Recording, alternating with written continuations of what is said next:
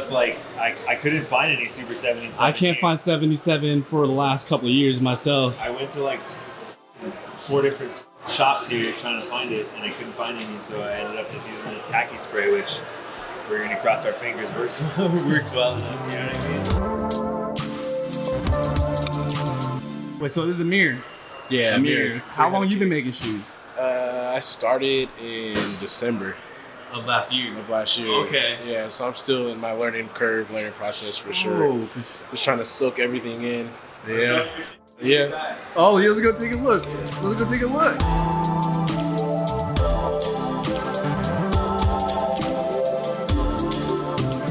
If the foam slips down, like it could look fine, and then you put it on your foot, and the first time you put it on your foot, the foam slips down. You want to make sure that the foam is stuck like really good. That's why like I typically use, I mean, Super 77 is the right stuff to me, but if not, like the other thing that I like to use is like a Renia CDC, and I'll leave it out for like half a night. Okay, for sure, so yeah. the solvent kind of goes away, and then I'll just dry brush it onto the back of this. Mostly the dry brushing helps because like if you use a normal Renia or a contact cement without getting it dry like that, it'll seep through. Yeah. And then the first time you wear it, it won't come back. Yeah, you'll like smash it, You'll smash it and it'll just there. stay compressed. Yeah, exactly. Bro, look what an inside out dunk looks like right now. Oh, God. Actual dunk being I mean, made. it's pretty much every day I get to see the inside of it then. Alright, so like, we got the flip. We're gonna come back in there and put some glue and stuff. But this will look pretty good. I'm like, not every day I get to see the inside of a dunk. He's like, that's me every day.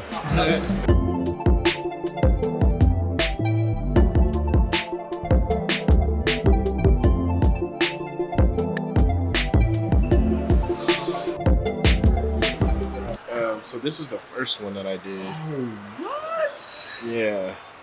This was I took the shoe surgeon online class. Surgeon online? Yeah, and I actually did this one with a Chinese leather patcher. Right here. I got the machine right here. No for you. way. Yeah. You cranked that? Cranked the You whole thing. cranked that? You did the whole shoe with this thing? Whole shoe with that. You did the whole shoe with this thing? Yeah, bro. Never again. Never. Never again. Never again. And then I took the SD Customs class, and then I made these. Oh, for sure. Yeah. Yeah. SD, I've been following his dunk class. Yeah. Now I'm trying to get an industrial machine. I'm like, I'm all in now. You all in. You all in. I'm all Well, in dude, I now. can't believe you actually got shoes in hand that you've done. Yeah. Like that's crazy too. Amazing to me. Definitely. When people start thinking about like what actually goes into like making a shoe, you're It's like, hella hard. you don't even. You don't even know. This is one of the harder parts. Now we gotta get some glue on there, flip it, and try not to get that glue on the what do you call it? Suede. He had a little spray booth going on. Yeah. Design school vibes, because I used to have to do that too. Like, where am I gonna use my spray mount? Hey, what's up, everybody?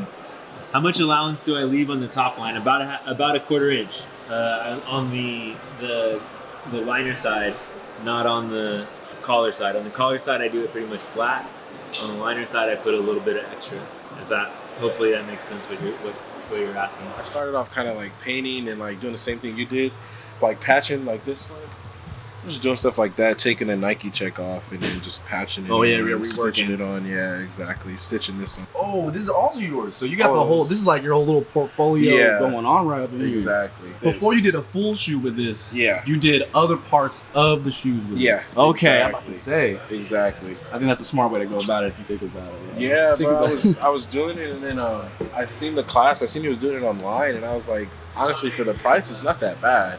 So I was like, so I took it, and I actually bought a Singer, and I was stitching with that at first, but it's hard to go through with the leather. You can't really use leather on a regular like Singer machine. So I was like, You need one of those like super industrial ones, the old school ones, right? Exactly. Bro, So I was like, I'm okay. gonna just use this bad boy.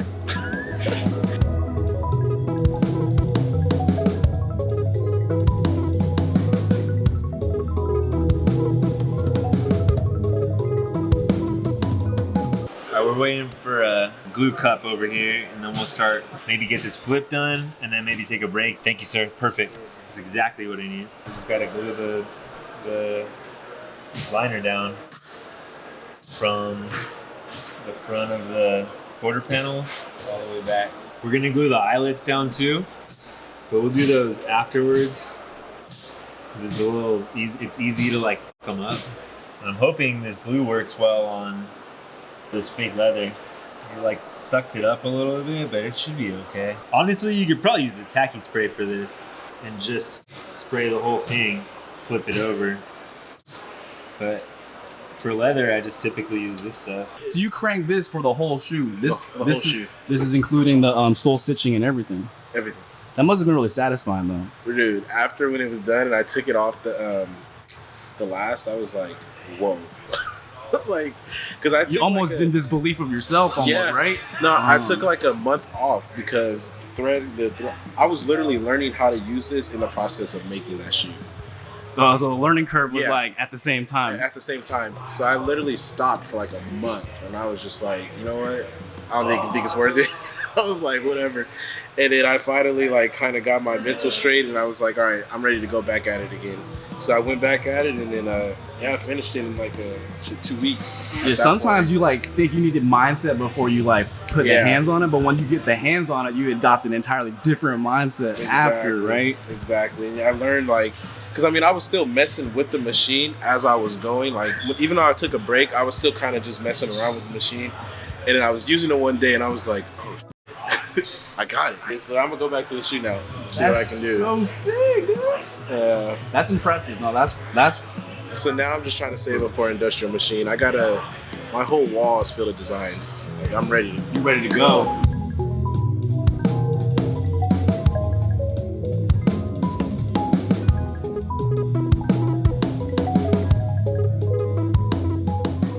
When I started seeing them do the bottoms and like I was like, wait, what am I looking at right now? It was like a Halloween one. The first time I seen it was a Halloween one. I was like, what am I looking at right now? Yeah, basically I just do a real high quality print. I do a 5mm laminate. I glue with a clear tooling free glue. I press it in the sole press and then I stitch them back on. This is the short version of it. I mean, none of it's necessarily easy, but that's how it goes.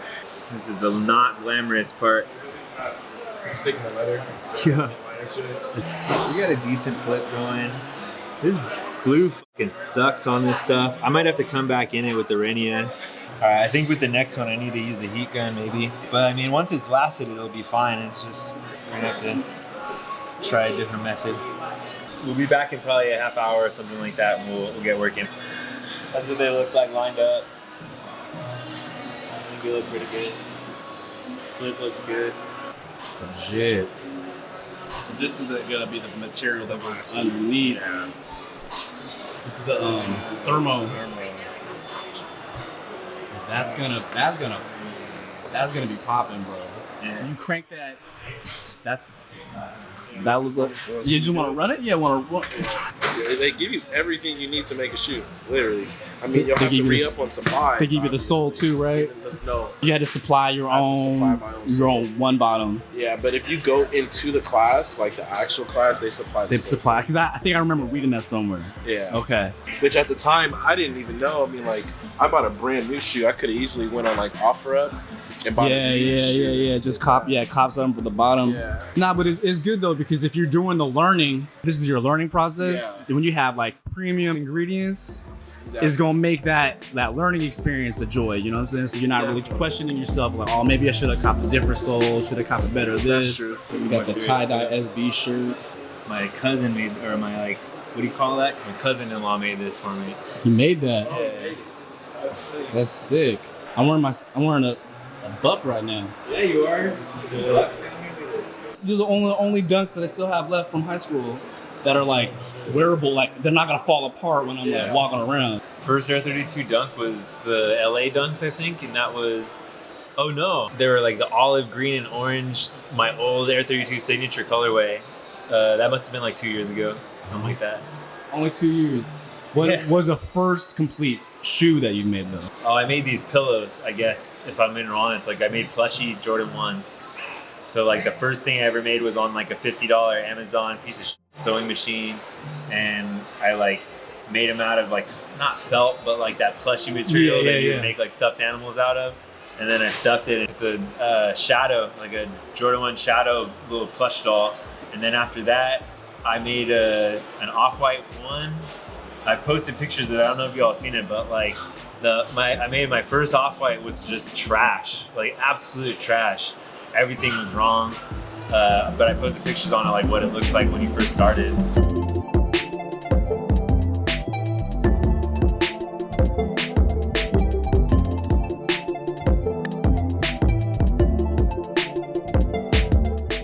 Okay, bro. I'll just get it under here. Ah, my needle broke. I'm sick. My fault. Hey man, I don't want to add no stresses to you right now, but No, you're good. You're good. I literally do this every single day. I don't do anything but go to work, come home, and do this.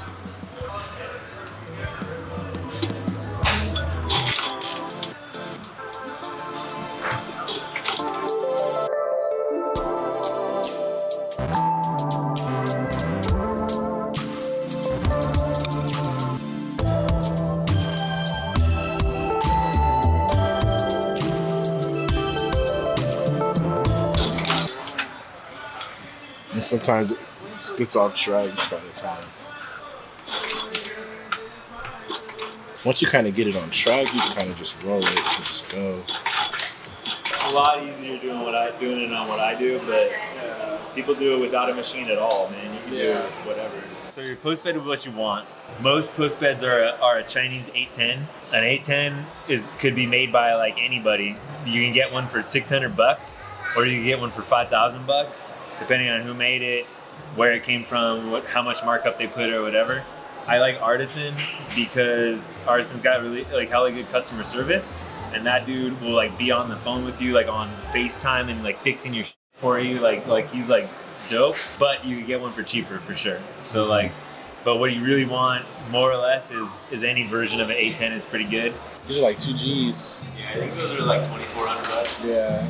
If you're trying to ball, you can get a Pfaff or a Adler or something like that, but it ain't gonna make your shoes better. Like, I mean, those guys that have them will tell you it will, but I mean, it ain't gonna make your shoes any better. you will make your shoe better. Yeah, exactly. Yeah.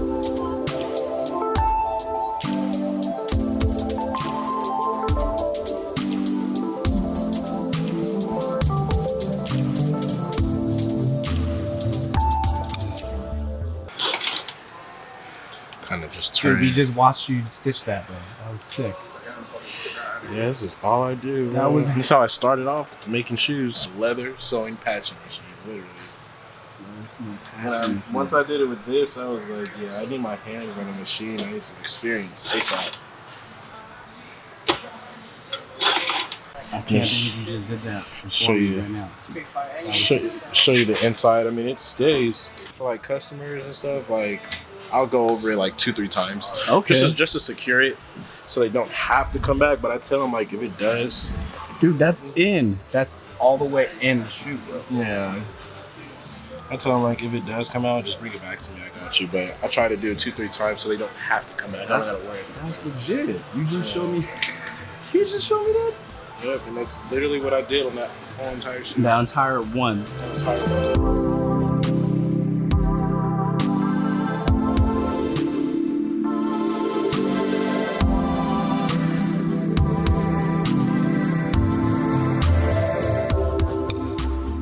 Oh, the hype retina. You got your retina on the wall. Yeah. I was like, not many people like I talk to will have a retina on a wall. Like I don't even know who else I could just like talk to about that. Like a handful of people I grew up with know what that is. Bro, trust, I came from LA, and so like that's like part of my roots. You know? Yeah, I was like, when I saw that slide, I was like, how come no one else is commenting about that right now? I do, that like to me literally is the slide, bro. Like no one even noticed. But that's the thing. That whole room is like all MSK dudes that I grew up like being influenced by, like, and kind of like learning style from, and that sort of thing when I was young and whatever. You got dudes like Risk up on the wall in my house now. Yeah. You know what I mean? That came up by just doing what they were doing and like doing it really hard. You know what I mean? You got dudes like Sean Stussy, right? Yeah, exactly. No, exactly. That dude came from, 5 miles from where I live. You know what I mean? And like, what did he do? Whatever the hell he wanted to. All of my inspirations, people that I cared about. Now that I can afford to buy it.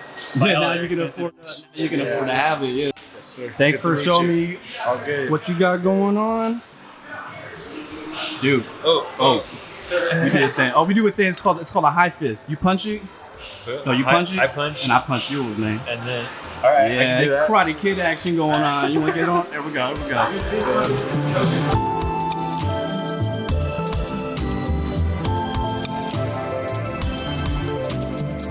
I feel like, honestly, I told Dru, like, from the learning standpoint, he's definitely done it, like, I've seen him do it, like, in person, hella easy. It looks hella simple.